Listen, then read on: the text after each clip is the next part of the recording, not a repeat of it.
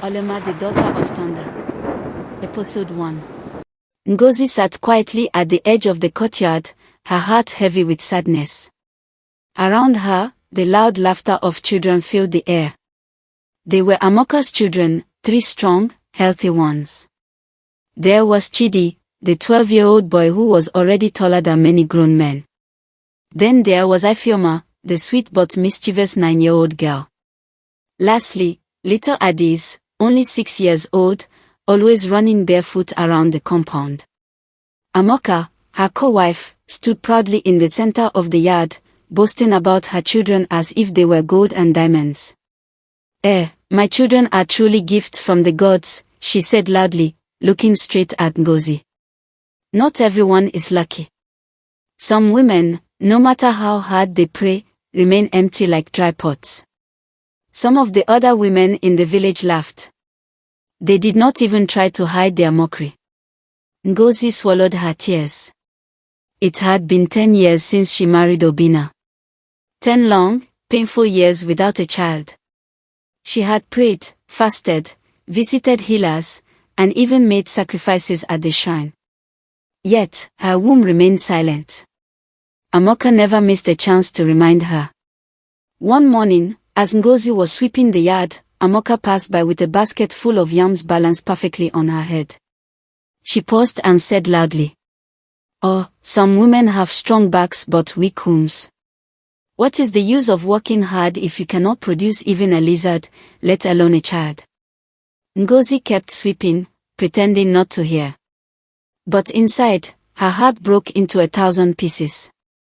In the evenings, when the village women gathered under the big Udola tree to crack nuts and tell stories, Amoka would laugh and say, "My husband Obinna is truly blessed. He has children who will carry his name forever. Not every man is so lucky. Some are married to women who bring nothing but shame." Again, all eyes would turn to Ngozi, and the laughter would rise like smoke into the air.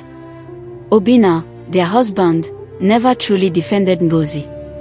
Though he never insulted her, he showed more love and care to Amoka and her children.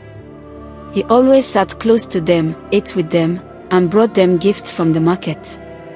Ngozi lived like a shadow in her own home. She became the laughingstock of her husband's house. Far away from the world of men, in the spirit realm, a place where rivers flowed like silver and mountains touched the sky, a great meeting was taking place. In the center of the spirit realm stood a magnificent palace made of shining stones and bright blue crystals. Inside, the spirit queen sat on her golden throne. Her skin glowed like the full moon, and her voice sounded like music carried by the wind. Before her knelt a young spirit, Olama, the daughter of thunder. The spirit queen's voice echoed through the palace. "Olama, my daughter," she said, her eyes full of love, "the time has come." Olama bowed her head low. "I am ready, my queen." "In 3 days, you will go into the world of men," the queen continued. "You have a great mission. You will bring hope where there is sorrow. You will bring strength where there is weakness. You will light a fire that no man can quench." Olama's heart raced with excitement and fear. She had waited many years for this moment. "The world you are going to is filled with pain and laughter, hatred and love," the queen said. "But fear not. The thunder will be your voice. The storm will be your shield. You will know when the time is right." Olama placed her hand over her heart. "I will not fail you, my queen." The spirit queen smiled and raised her hand in blessing. "Go and prepare yourself, daughter of thunder.